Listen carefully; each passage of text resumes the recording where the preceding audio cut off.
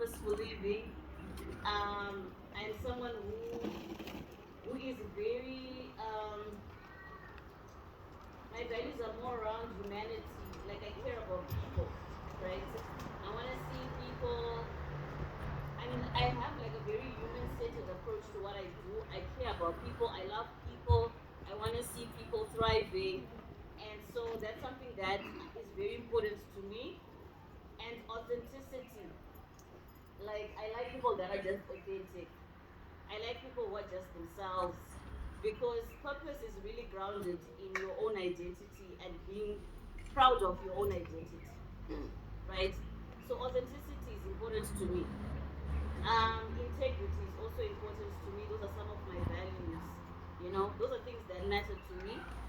And so that fits back into my purpose in different ways, right? Like because I do care about humanity. Generally, I care about people. That means that that value fits into the work I do.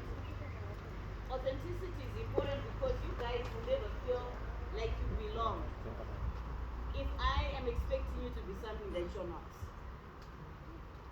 Ignite is like be goofy, be yourself. You're